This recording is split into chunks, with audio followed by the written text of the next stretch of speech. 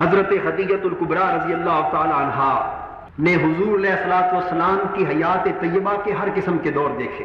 وہ دور بھی دیکھا جب حضور حضرت خدیجہ الکبریٰ کے مال تجارت سے کاروبار کرتے تھے. پھر وہ دور بھی آیا جب حضور کو غاروں سے الفت ہو گئی. پھر کئی دن، یہاں تک کہ ایک مہینہ گھر بار کو چھوڑ کر جنگلوں میں غار ہرا میں خلوت قدوں میں چلے جاتے. جو لے جاتے، ستو لے جاتے، خوش غذا تھوڑی سی لے جاتے. 30 دن غار ہرا میں رہ کر عبادت کرتے رہتے. حضرت عائشہ صدیقہ رضی اللہ تعالیٰ عنہا فرماتی کہ حضور نے فرمایا کہ جب اعلان نبوت اور بعثت کا دور قریب آتا گیا، مجھے شہر کی رونقوں کی بجائے غاروں اور جنگلوں کی غیر آباد علاقوں سے محبت بڑھتی چلی گئی. حضور کئی دنوں کے لیے مراقبے کی خاطر چلے جاتے، گویا اعتکاف کرتے غار ہرا میں جا کر. معتکف رہتے، کبھی 7 دن، کبھی 10 دن، کبھی 30 دن، کبھی 40 دن. اور 40 دن تک کے لیے کسی ایک جگہ پر معتکف رہنا، عبادت میں بسر کرنا، یہ جو چلے کا تصور ہے یہ نبی اکرم صلی اللہ علیہ وسلم کی سنت سے ثابت ہے. 40 دن کسی ایک جگہ کو مختص کر کے عبادت کے لیے اور خلوت میں بیٹھ کر اللہ کی یاد کے لیے کبھی کبھی مختص کر دینا، تو اس کی اسلام میں اجازت ہے. اس کو ترک دنیا نہیں کہتے. ترک دنیا تب ہے کہ دنیا کو مستقلاً چھوڑ دیا جائے، لیکن کبھی کبھی دنیا سے دامن بچا کر کچھ لمحے صرف اپنے محبوب حقیقی کے تعلق کے لیے اگر وقف کر دیے جائیں اور وہ 40 دنوں کی نوبت کو بھی پہنچ جائے تو یہ چلے کا تصور حضور کی سنت سے ثابت ہے. اور حضور کا یہی چلہ جاری تھا. جب 40 برس کی عمر کو پہنچے تو جبرائیل امین نبوت کے اعلان کا پیغام لے کر آ گئے. حضرت خدیجہ الکبریٰ رضی اللہ تعالیٰ عنہا وہ خوش نصیب ہیں جنہوں نے حضور علیہ الصلوۃ والسلام کے اعلان نبوت کا زمانہ پایا. حاضرین محترم، یہ وہ دور ہے جب حضور نبوت کا اعلان کرتے تو آپ کا اخلاق، آپ کا کردار، آپ کی سیرت سب کچھ لوگوں کے سامنے تھا. بتوں سے بیزاری سامنے تھی، شرک سے بیزاری سامنے تھی، کفر کے نظام سے نفرت اور بیزاری سامنے تھی. آپ کے رشتہ دار یہ بو سونگ چکے تھے کہ ان قریب یہ شخص جوان ہو کر یا بڑا ہو کر کسی ایسے نظام کا دائی بننے والا ہے جو نظام کفر اور شرک پر مبنی سارے نظام کو تباہ و برباد کر دے گا. اس لیے جس طرح حضور کی نبوت کا دور قریب آ رہا تھا تو دشمنان اسلام کے دل دھڑکنے شروع ہو گئے اور مخالفت بھی بڑھنے لگی تھی. تاکہ وہ دن آیا جب حضور پر اللہ رب العزت کی طرف سے 17 رمضان المبارک کے دن غار ہرا میں اقرأ باسم ربک الذی خلق کے الفاظ میں پہلی وحی نازل ہوئی. یار کو یار کا پہلا پیغام آیا. محبوب منتظر تھا. یہ چونکہ محبوب کے پیغام کی آمد کا دن قریب آ رہا تھا، یہی وجہ تھی کہ دل دھڑکتا تھا. ویرانوں سے محبت ہونے لگی تھی، اس لیے کہ جلوہ محبوب کا جو لطف ویرانوں اور خلوتوں میں آتا ہے وہ رونقوں اور جلوتوں میں کہاں آتا ہے. پردے اٹھنے کے قریب تھے، اس لیے شہروں کے ماحول کو چھوڑ کر کئی دن خلوتوں میں، غاروں میں بسر ہوتے. کسی کو کیا خبر تھی کہ اب حضور اس عمر میں جا کر رونقوں سے کیوں بیزار ہوتے جا رہے ہیں، خلوتیں کیوں پسند ہیں، غاروں کے لمحے کیوں پسند ہیں.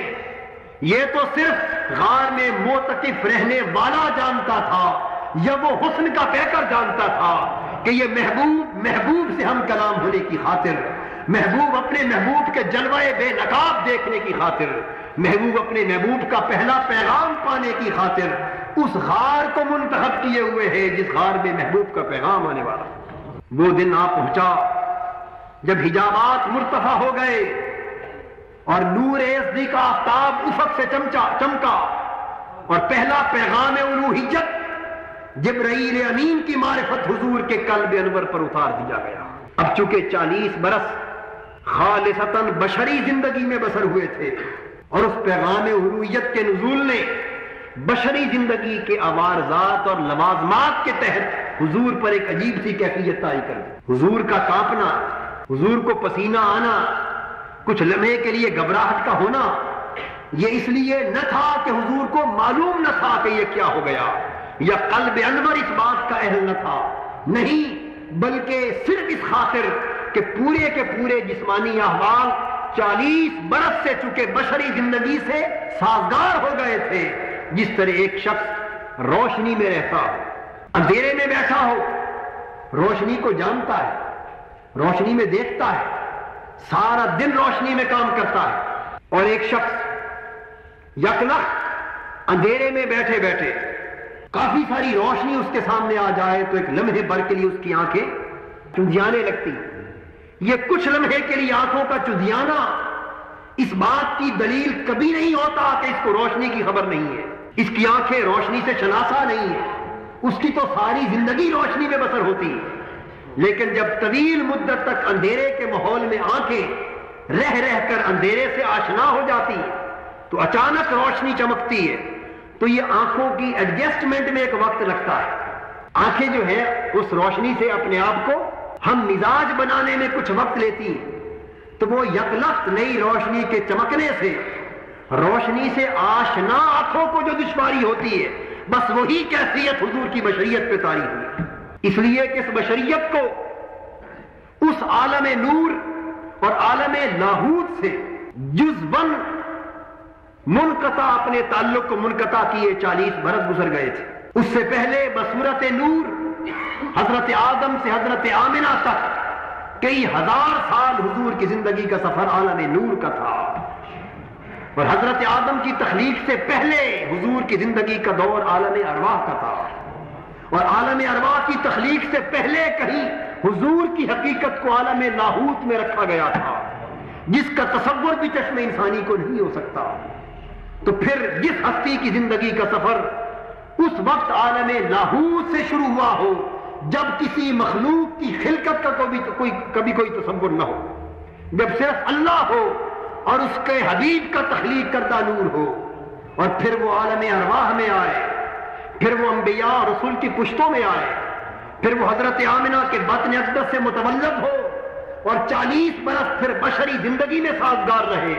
تو جب اس پر پیغام الوہیت منکشف ہوگا تو لمحہ بھر کے لیے اس بشریت پر ایک خاص کیفیت کا طاری ہونا یہ قدرتی اور منطقی عمل تھا. اس لیے بشریت پر کچھ کافی ایک کیفیت طاری ہوئی. حضرت خدیجہ الکبریٰ کے پاس حضور آئے, فرمایا زملونی بصرونی, اے خدیجہ میرے ساتھ یہ ہوا ہے, میں نے یہ کچھ دیکھا ہے. جسم پر کپ کپی طاری تھی. حضرت خدیجہ الکبریٰ نے کمبلی لے کر, ایک کمبل لے کر, موٹی چادر لے کر حضور کو اڑا دی. جب حضور نے اپنی کیفیات بیان کی تو حضرت خدیجہ الکبریٰ رضی اللہ تعالی عنہا نے اسی نور نبوت کے حصول کی خاطر ہی تو حضور کو قبول کیا تھا. حضور کے اپنے زوجیت میں آئی تھی, وہ تو 15 برس سے اس دن کی منتظر تھی جس دن حضور کی نبوت کا اعلان ہو. بس حضور نے جب ان کیفیات کا ذکر کیا تو روایات میں آتا ہے کہ وہ بے ساختہ حضور کے جسد اقدس سے لپٹ گئی. قربان جائیں ان لمحوں کی لطافت پر جب حضور کی نبوت کا اعلان سن کر حضرت خدیجہ الکبریٰ نے حضور کو اپنے ہاتھوں کے حالے میں لے لیا ہوگا, حضور کو لٹا دیا اور عرض کیا یا رسول اللہ صلی اللہ علیہ وسلم آپ گھبرائیے نہیں, اس لیے کہ اللہ تعالی آپ کے ساتھ ہمیشہ کرم ہی کرے گا, کیونکہ میں نے جب سے آپ کو دیکھا ہے میں نے آپ کو یتیم پروری کرتا دیکھا ہے, بیوگان کی مدد کرتے دیکھا ہے, بے روزگاروں کو روزگار فراہم کرتے دیکھا ہے, دکھیوں کے دکھوں کا مداوا بنتے دیکھا ہے. ہر ایک کے دکھ کا مداوا بننے والے کے ساتھ خدا کی ذات لطف و کرم کے سوا اور کوئی حال برقرار نہیں رکھ سکتی. اعلان نبوت کے بعد حضور کی نبوی زندگی کا آغاز ہو گیا. ہر سمت سے مخالفتیں بڑھ گئیں. نبوت کے اعلان کے بعد وسائل معاش منقطع ہو گئے. اب جب اعلان نبوت کا فریضہ سونپ دیا گیا اور تبلیغ رسالت کا فریضہ سونپ دیا گیا تو اب سامان تجارت لے کر منڈیوں میں جانا حضور کے لیے امن ممکن نہ رہا. اس لیے اب ساری زندگی توحید اور رسالت کے پیغام کی تبلیغ پر صرف ہونے لگی. زندگی کا ایک ایک لمحہ محبوب کے پیغام کو کرۂ ارض کے گوشے گوشے تک پہنچانے کے لیے وقت ہو گیا. اب نہ ذاتی کاروبار کے لیے کوئی وقت بچا, نہ حضرت خدیجہ الکبریٰ کے مال تجارت کے فروغ کے لیے کوئی وقت بچا. اب تو صبح و شام ایک ہی دن ہے اور وہ توحید کے پیغام کو کرۂ ارض کے گوشے گوشے تک پہنچانا ہے. اس طرف مخالفتیں کھڑی ہو گئیں, مزاحمتیں کھڑی ہو گئیں, یہاں ایک بات ذہن میں آ گئی، وہ بھی عرض کرتا چلوں کہ جناب ابو طالب کے گھر سے حضور الگ گھر میں تو آباد ہوئے تھے، لیکن ذہن میں یہ خیال نہ آئے کہ وہ جو ان کی مالی مدد کا ایک کام حضور نبھاتے چلے آ رہے تھے اس کا کیا بنا۔ تو جب حضور علیحدہ ہوئے تو فرمایا چچا جان مجھے آپ کی مالی دشواریوں کا علم ہے، اب میں یہ چاہتا ہوں کہ آپ کے مالی احوال میں ممت بننے کے لیے آپ کے بیٹے علی کو اپنی زیر کفالت لے لوں۔ حضرت ابو طالب کے گھر سے الگ ہوتے ہوئے حضرت علی شیر خدا رضی اللہ تعالیٰ عنہ کو حضور نے اپنے گھر لے لیا۔ تو یہ وہ خوش نصیب فرزند حضرت ابو طالب ہے، یہ وہ خوش نصیب صحابی ہے حضور کا، یہ وہ خوش نصیب فرد ہے عالم اسلام کا کہ پہلے دن سے جس کی پرورش آغوش مصطفیٰ میں ہوئی۔ تو حضرت علی شیر خدا رضی اللہ تعالیٰ عنہ نے حضور کے آغوش میں پرورش پائی، تو حضرت علی کو ان کی کفالت کا بوجھ حضور نے اپنے ذمے لے لیا۔ اور حضرت علی کے ایک بھائی تھے جن کا نام تھا طالب، اس کی کفالت کا بوجھ حضور نے اپنے چچا عباس کو دے دیا۔ دو ہی بیٹے تھے، فرمایا چچا ابو طالب ایک بیٹا میں لے لیتا ہوں، ایک چچا عباس لے لیتے ہیں، آپ پر تمام معاشی کفالتوں کا بوجھ اٹھ جائے۔ اب باہمی تعلق قائم رہا، ہر طرف سے مخالفتیں، مزاحمتیں، سارا معاشرہ دشمن ہے، سارا ماحول دشمن ہے، پورا عالم کفر، عالم شرک حضور کی مخالفت میں متحد ہو کر ایک چٹان بن گیا۔ اور اللہ کے سوا دنیا میں صرف دو ہستیاں ہیں جو ظاہراً حضور کی مدد کر رہی ہیں، وہ کون ہے؟ ایک حضور کی پیاری زوجہ رفیقہ حیات حضرت خدیجہ الکبریٰ ہے، اور ایک حضور کے چہیتے چچا جناب ابو طالب ہے۔ بس ان دو نفوس کے سوا معاشرہ عرب کا کوئی فرد حضور کے مشن کا حامی نہیں ہے، ظاہراً حضور کا کوئی پشت پناہ نہیں ہے۔ اور حضرت خدیجہ الکبریٰ پھر وہ خاتون ہے جن کو اسلام کی تاریخ میں سب سے پہلے میرے آقا کا کلمہ پڑھنا نصیب ہوا۔ حضرت خدیجہ الکبریٰ نے اس وقت کلمہ پڑھا جب اعلان نبوت یا وحی کے نازل ہونے کی خبر بھی کسی کان کو نہ ہوئی تھی۔ غار حرا میں وحی اتری، حضور نے پہلی خبر حضرت خدیجہ الکبریٰ کو دی، اور خبر سنتے ہی 15 سال سے حضرت خدیجہ الکبریٰ نے حضور کی سیرت کو دیکھ تو پہلے ہی لیا تھا، وہ سمجھتی تھی کہ اگر نبوت کا کوئی اہل ہو سکتا ہے تو اسی سیرت کا مالک ہو سکتا ہے۔ بل یہ خبر سنی تو حضور کی نبوت پر ایمان لے آئی، اور اس کے بعد پھر سینہ سپر ہو گئی، اپنا مال و دولت، اپنا سب کچھ حضور کے مشن اسلام پر خرچ کر دیا۔ حضرت خدیجہ الکبریٰ کا مال و دولت حضور کے مشن کی مدد پر صرف ہو رہا تھا، اور ادھر جناب ابو طالب کی قوت بازو، ان کا اثر رسوخ، اور وہ گھر سے باہر حضور کا دفاع فرما رہے تھے۔ جناب خدیجہ الکبریٰ حضور کے مشن کو مالی امداد فراہم فرما رہے تھے، تو ان کا مال تجارت حضور کے مشن پر صرف ہونے لگا۔ یہی اتنی صحبتوں کے دور انہوں نے حضور کے ساتھ گزارے، وہ دور جب مخالفتیں تھیں، جب حضور کے مقدس خون کے پیاسے تھے، ہر سو حضور پر حملے ہو رہے تھے، جب معاشرتی مقاطعے ہو رہے تھے، اس وقت بھی حضرت خدیجہ الکبریٰ حضور کا ساتھ دے رہی تھی۔